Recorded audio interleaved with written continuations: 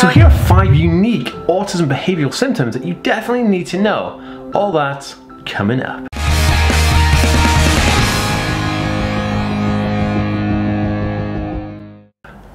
Hey guys, welcome back to the Ask Me world. My name is Dan. I have autism, ADHD, OCD and dyslexia, and I make weekly videos all about this type of content. So if you're new around here and you'd like to learn more about that subject, remember to hit that subscribe button by clicking the notification bell down below.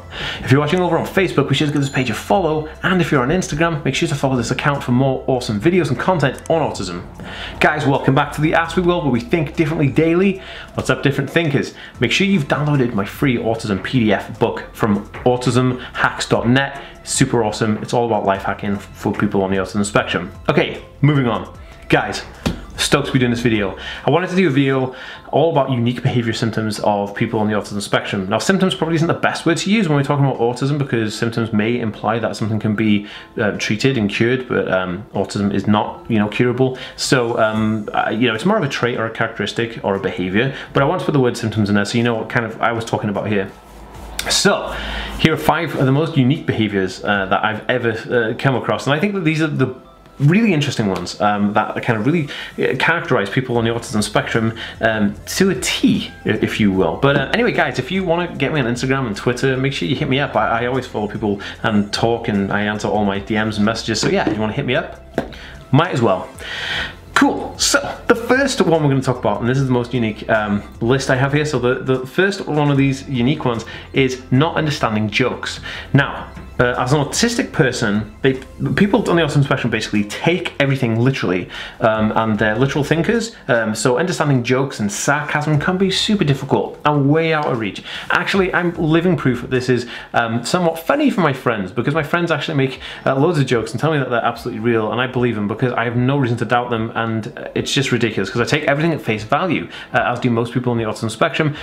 Taking things literally is kind of one of our fortes. So when you are presented with sarcasm or jokes and things that are liable, kind of white lies for jokes, this could be an issue, but that is very interesting. I think it's like autistic people are the only kind of condition that actually creates this barrier between understanding if jokes are real or than just jokes, basically. But it's very, very unique to autism, and I think it's super interesting. Okay, so number 2 is stimming. Now, stimming is a repetitive behavior that is sometimes notable in like hand flapping or moving your eyes in front of your face and stuff like that, or moving up and down rapidly. And it's because it's actually, stimming is short for self-stimulatory behavior, and this behavior is a kind of self-soothing, repetitive behavior that autistic people do to calm themselves down, or if they're excited or nervous or whatever. But it's very interesting because stimming exists in autism and autism alone, which makes it fascinatingly unique when you think about it, because lots of people can have similar symptoms of different kind of conditions, but autism has so many unique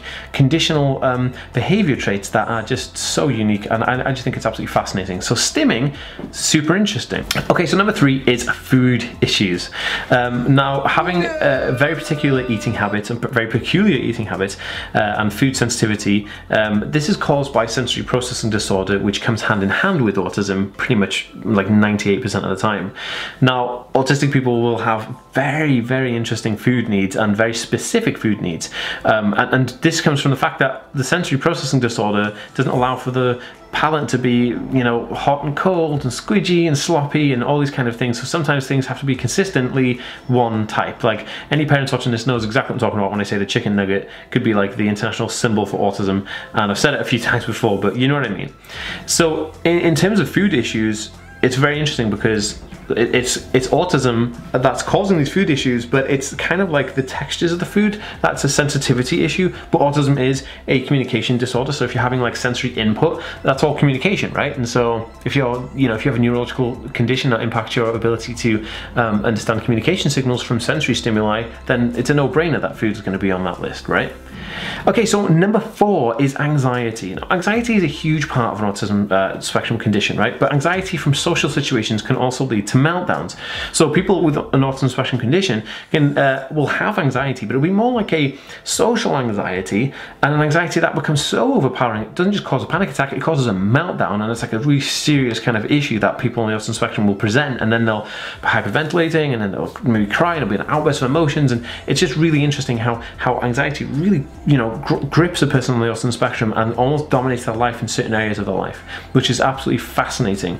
And it's so unique to see anxiety. It's kind of like aggressive anxiety versus kind of like someone with a generalized anxiety disorder, which is kind of just like they have panic attacks, they may not like a certain situation, etc., etc. So anxiety really is an interesting one to put in there with autism. Okay, so number 5 is anger management issues. Now, anger management is a huge part of people on the autism spectrum. As we know, people on the spectrum are sometimes not even able to communicate our feelings or our emotions, or communicate any emotional feelings at all, you know, compared to neurotypical people or people who are not autistic. And so because of this, there's so many anger issues and frustration that comes with it. And I find it so unique because, like, you know, people on the spectrum will be trying to relay information that somebody doesn't get, and then it just becomes, you know, annoyingly angry, and it's interesting. But anger management is such a difficult thing to overcome, but it's so common in autism, and using anger management you know, to control that. But bad anger management is so common in autism, and I know parents watching this and be like, oh yeah, absolutely, like, it's not, because people think it's like tantrums, but it's not tantrums, you know. It's the whole thing that autism encompasses. You know, it's very, very difficult for people, but that is what it is. If you have anything else to add, please pop it in a comment down below. But if you think this video could help someone, please share it on your Facebook, Twitter and Instagram accounts. And if you liked it, give it a thumbs up, and I'll see you in the next one, guys. Peace.